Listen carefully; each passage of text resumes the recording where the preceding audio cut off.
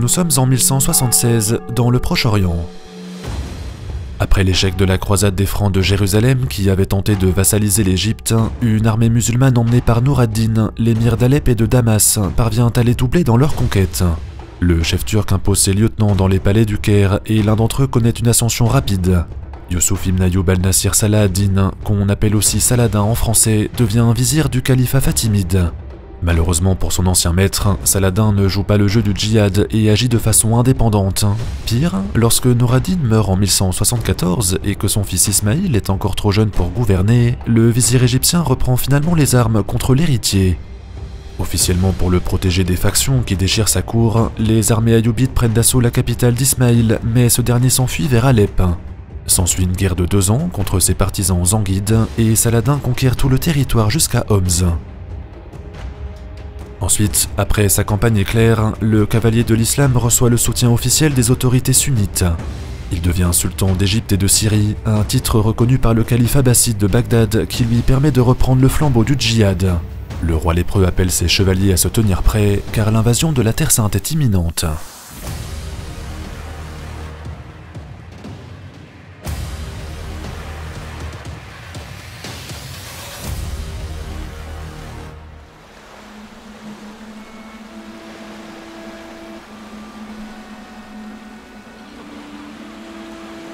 Faire un site web gratuitement, sans compétences graphiques et en quelques clics seulement, cela semblait hier une mission impossible, mais depuis l'arrivée d'Odoo sur le marché, vous pouvez devenir web designer le temps de réaliser vous-même votre site internet. En fonction de vos besoins spécifiques et de votre activité, Odoo vous propose des modèles adaptés que vous pourrez personnaliser selon vos préférences. Police de caractères, couleurs, position des images, design général ou diaporama, la plateforme vous laisse tout gérer à partir d'éléments préfabriqués que vous aurez juste à sélectionner, puis à glisser-déposer où vous le souhaitez. C'est de cette façon que j'ai réalisé mon propre site web en même pas un jour et je vous laisse l'URL juste en dessous pour vous faire un avis. Odoo met aussi à disposition des outils d'intelligence artificielle en cas de panne d'inspiration. ChatGPT est directement intégré à leur plateforme et il peut vous générer du texte comme des biographies en quelques secondes.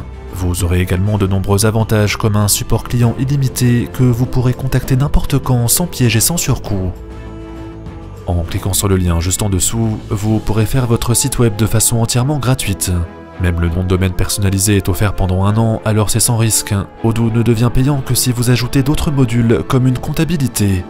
Le lien se trouve juste en dessous, alors bonne vidéo avec Odoo.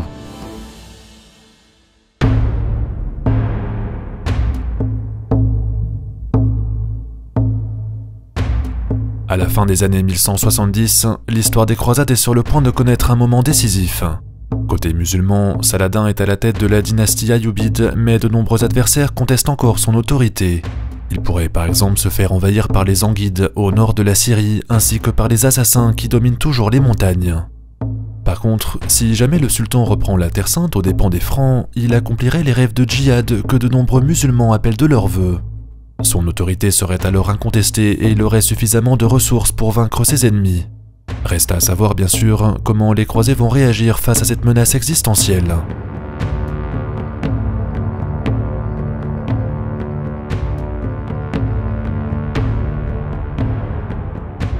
À la cour du roi de Jérusalem, l'aristocratie franque est encore marquée par de nombreuses divisions malgré le danger immédiat posé par Saladin. Pour le dire simplement, le roi Baudouin IV est atteint d'une maladie très grave et n'a pas d'héritier mâle à qui remettre la couronne. Il n'a que 2 sœurs appelées Sibylle et Isabelle, et les 2 jeunes filles âgées de 17 et 5 ans sont la proie de tous les regards.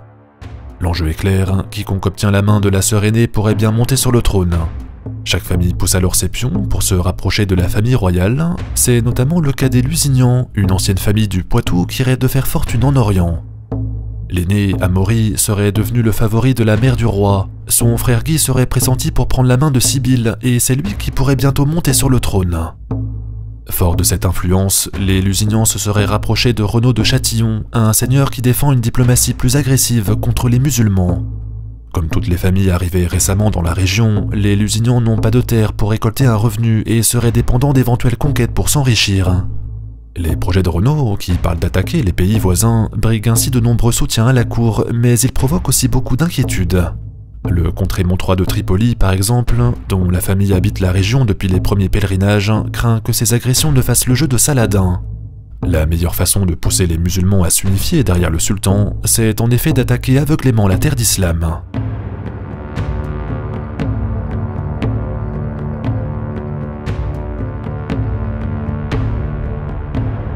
Pour illustrer ces différences de point de vue, regardons rapidement la carte du Proche-Orient.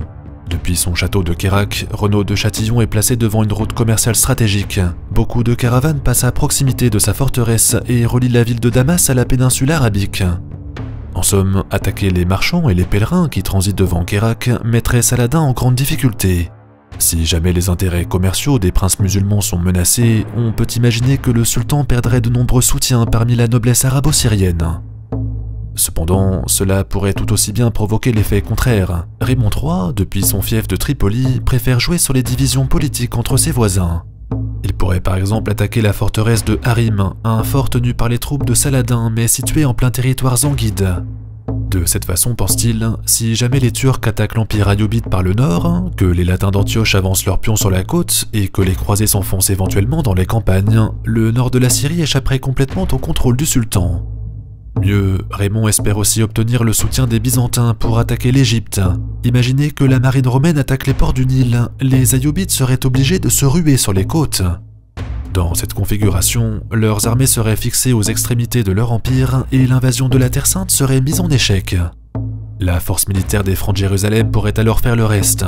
En menaçant Damas, Homs ou encore Le Caire, les croisés pourraient encourager les révoltes à l'intérieur des grandes villes.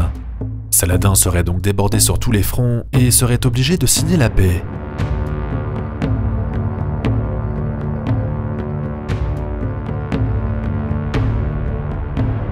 Maintenant, si ces plans semblent parfaits sur le papier, les réaliser sur le terrain est une autre paire de manches.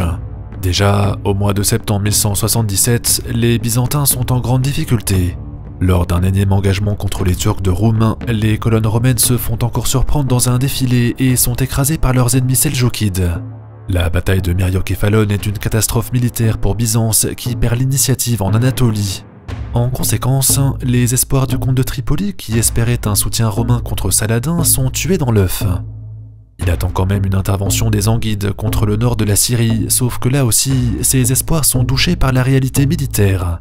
Ces attaques sur la forteresse de Harim ne se passent pas comme prévu. Malgré le renfort des Hospitaliers et des Templiers, mais également celui du comte de Flandre en personne, la garnison musulmane résiste à l'assaut des chrétiens. Résultat, non seulement les Byzantins n'attaqueront pas l'Égypte, mais de plus, une offensive coordonnée entre croisés et musulmans zanguides contre la Syrie de Saladin semble bien trop prématurée. Alors, à plus de 1000 km au sud, le sultan est plus que jamais convaincu. Entre les défaites byzantines en Anatolie, les déboires du comte de Tripoli devant Harim et les divisions politiques à la cour de Jérusalem, le camp chrétien montre de graves signes de faiblesse. Les Ayyubides mobilisent donc leurs troupes à la frontière du Saint-Royaume et se préparent pour la guerre.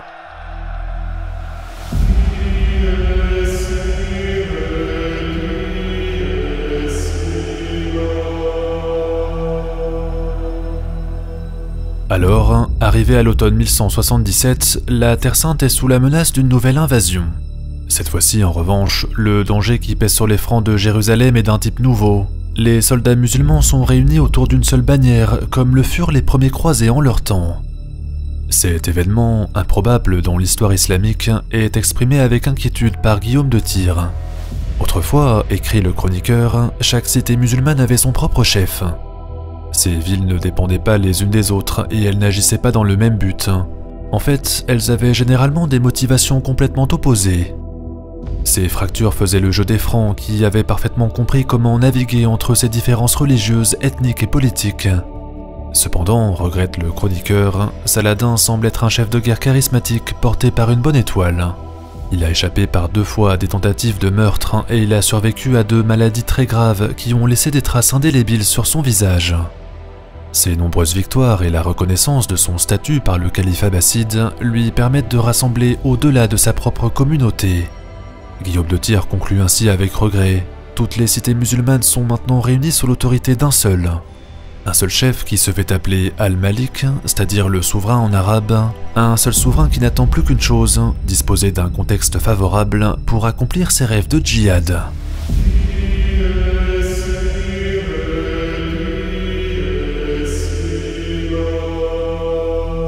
Bref, Saladin conclut ici une évolution intellectuelle dont nous avions peu à peu décrit les étapes dans les épisodes précédents.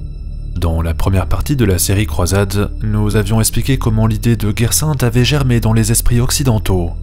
L'Europe, attaquée de toutes parts pendant de nombreux siècles, était passée en phase d'expansion après l'an 1000, mais comme chacun veut toujours obtenir sa part de conquête, l'Église avait commencé à moraliser certaines expéditions armées. La prise de Jérusalem par les Turcs seldjoukides et l'interdiction des pèlerinages chrétiens étant une bonne raison de prendre les armes, le pape avait demandé à tous les seigneurs de prendre la croix. Lentement, sûrement, passionnément, la vocation religieuse et la vocation militaire avaient fusionné ensemble, ce qui était pourtant interdit dans le christianisme, et c'est ainsi que les Templiers sont apparus. Problème, dans le monde islamique, les réactions n'avaient pas tardé à se faire entendre. Dans l'épisode 10, nous avions rencontré le juriste Ali Ibn Tahir al-Sulami qui appelait les musulmans à faire de même. Il souhaitait répondre à la guerre sainte des chrétiens par le djihad, une notion qui ne signifiait plus grand-chose en politique, sauf que ces appels n'ont pas été suivis d'effet. Dans un contexte où le monde islamique était fracturé, divisé, éclaté en de multiples dynasties concurrentes, comment le juriste pouvait-il réunir les fidèles autour d'une cause ? En fait, il lui fallait trouver un chef qui pouvait se hisser au-dessus de ces dynasties concurrentes, un chef bien sûr qui verrait dans le djihad un moyen de consolider son propre pouvoir. Ce chef, ce commandant, ce champion, ce fut d'abord Zenki, l'atabek turc de Mossoul.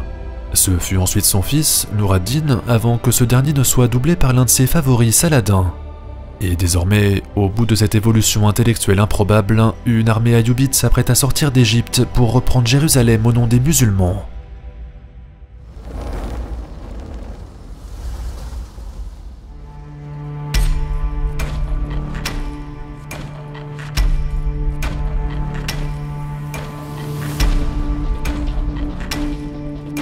Entre les années 1177 et 1179, Saladin déclenche une guerre pour la conquête de la Terre Sainte, alors romain des Francs depuis près de 80 ans.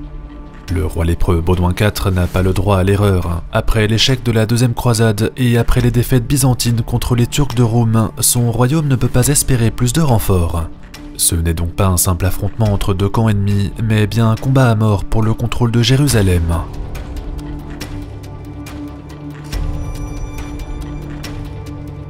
Pour raconter ce qui va suivre, rappelons qu'il est parfois difficile de faire la part des choses tant les témoignages diffèrent d'un chroniqueur à l'autre. Côté chrétien, Guillaume de Tyr nous décrit un Baudouin IV courageux rejetant tous les malheurs sur les Templiers sur Renaud de Châtillon. Côté musulman, les écrits de Al-Jazari par exemple grandissent les exploits de Saladin et minimisent ses échecs.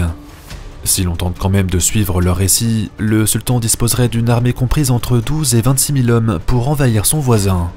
Le roi lépreux, qui n'a que 17 ans, tente d'abord de le ralentir en prenant position à Ascalon, l'ancienne forteresse fatimide à la sortie du Sinaï. Cependant, Saladin ne tombe pas dans son piège. Les colonnes ayyoubites s'enfoncent jusqu'à Ramla, un nœud stratégique situé en plein milieu du Saint-Royaume. De là, il envoie ses hommes se disperser dans les campagnes, son objectif étant de piller les alentours afin de paralyser son ennemi. Néanmoins, selon les chroniques d'Al-Jazari, les chevaliers francs n'auraient pas cherché à poursuivre les pillards, mais se seraient plutôt ralliés à Baudouin IV. Saladin aurait alors hésité, malgré sa supériorité numérique, la présence de nombreux templiers hospitaliers auprès du roi lépreux le ferait douter de ses chances de succès. Une hésitation qui aurait fini par lui coûter cher. Selon Guillaume de Tyr, le sultan aurait finalement opté pour une marche prématurée sur Jérusalem sans attendre le retour de tous ses soldats dispersés.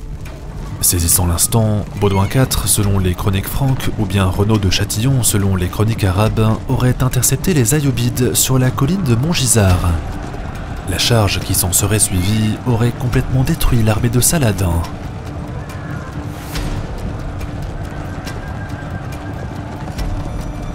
Dans la bataille de Montgisard, la chevalerie croisée remporte l'une de ses plus brillantes victoires et les Ayyoubides connaissent l'une de leurs pires défaites. Pour Guillaume de Tyr, 1000 cavaliers chrétiens auraient chargé 26 000 soldats musulmans et les auraient écrasés en quelques instants. Pour Al-Jazari, forcément, les chiffres sont un peu plus modestes.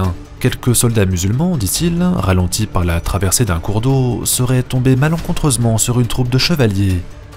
En revanche, il semble bien que Saladin ait été réellement surpris par le roi lépreux, car toutes les versions s'accordent au moins sur un point.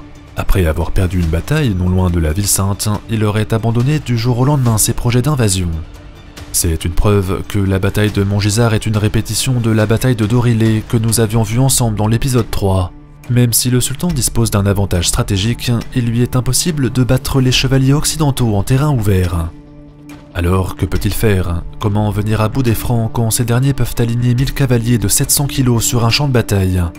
En fait, il lui suffit de regarder les tactiques suivies par les Turcs de Roum en Anatolie. Après leur défaite à Dorilé justement, les Seljouks avaient pris leur revanche pendant la deuxième croisade.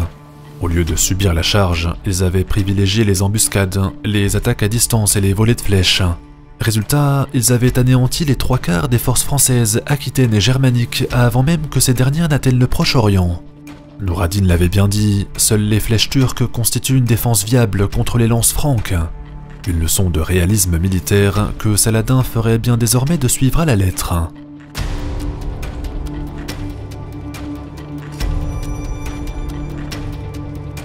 En 1178, l'Empire ayyubide est donc en mauvaise posture. Suite à sa grande victoire à Montgisard, le roi lépreux galvanisé par les événements déclenche une contre-attaque de grande ampleur en Syrie. D'abord, il envoie des soldats piller les environs de Homs, une ville que les Ayyubides ne contrôlent pas totalement.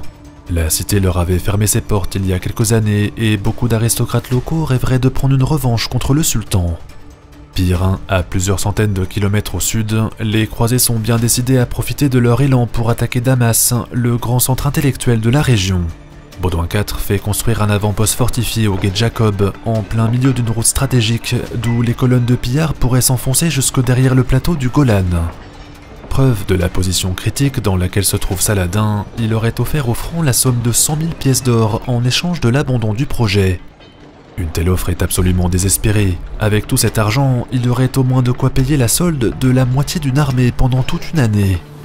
La proposition est donc généreuse et nous apprend que Baudouin IV a poussé ses pions au bon endroit. Le roi lépreux rejette l'offre du sultan et ordonne la poursuite des travaux. Il est persuadé que l'empire ayyubide est beaucoup plus fragile qu'il en a l'air et qu'il pourrait s'effondrer dans les années qui suivent. Autrement dit, Saladin n'a pas le choix. S'il ne veut pas perdre la Syrie aussi rapidement qu'il l'a conquise, il doit réagir immédiatement. Sa défaite à Montgisard lui a fait perdre l'initiative, reste à savoir comment il peut retourner la situation à son avantage.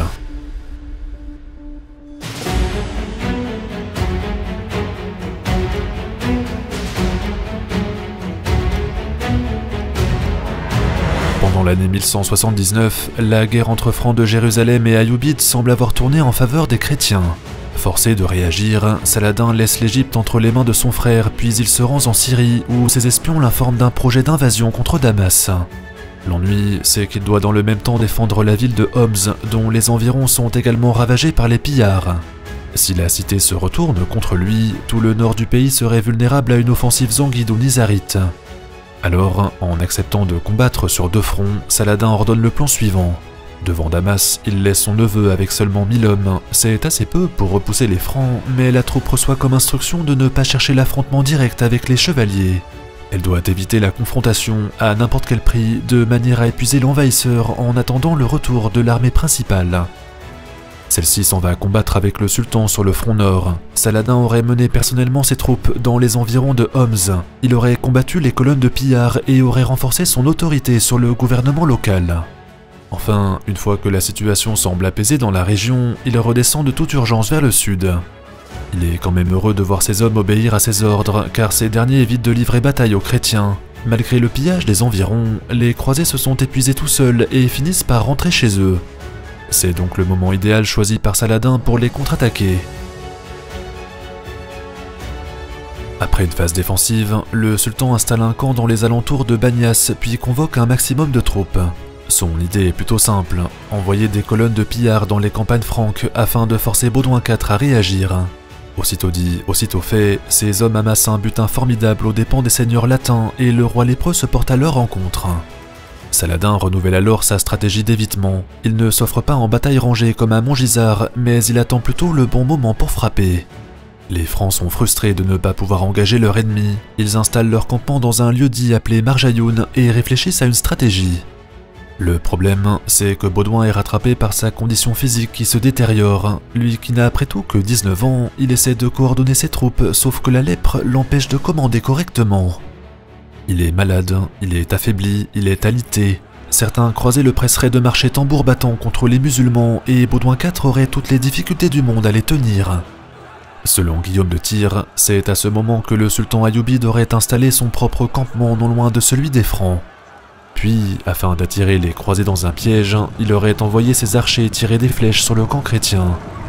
Une manœuvre qui aurait rendu les Templiers fous de rage. Si l'on en croit les récits médiévaux, les chevaliers auraient foncé droit devant sur les musulmans, pensant peut-être remporter une victoire facile comme à Montgisard. Cependant, malgré leur force d'impact et leur combativité, le sultan s'était préparé cette fois-ci. Il repousse l'attaque des Templiers facilement avant de monter à son tour à l'assaut des positions ennemies.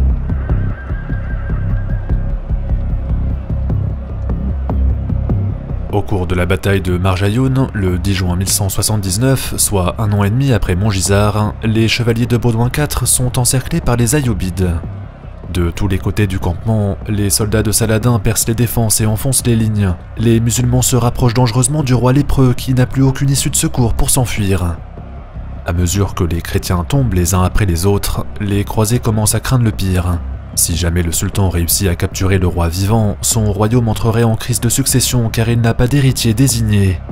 D'une manière ou d'une autre, il faut sortir Baudouin du piège tendu, mais comment? Le suzerain est tellement malade qu'il n'a plus la force de monter à cheval et qu'il s'écroule de fatigue.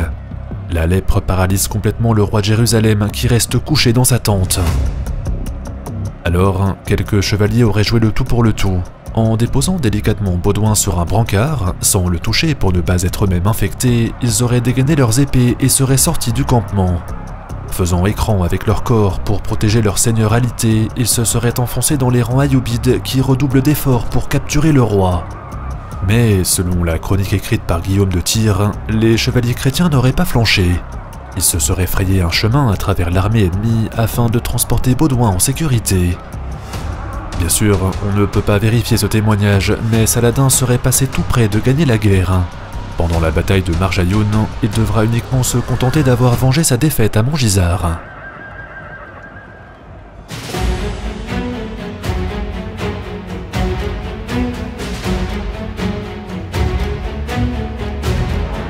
Si vous avez aimé cet épisode, n'hésitez pas à laisser un j'aime, un commentaire et pourquoi pas à le partager sur vos réseaux sociaux. Dans la prochaine vidéo, nous découvrirons quelles sont les conséquences des événements que nous venons de raconter. Les Francs ont vaincu les Ayyoubides à Montgisard avant que ces derniers ne prennent une revanche à Marjayoun et la guerre peut encore basculer d'un côté comme de l'autre. Alors abonnez-vous et activez la cloche pour ne pas manquer la suite et à très vite sur Bataille de France.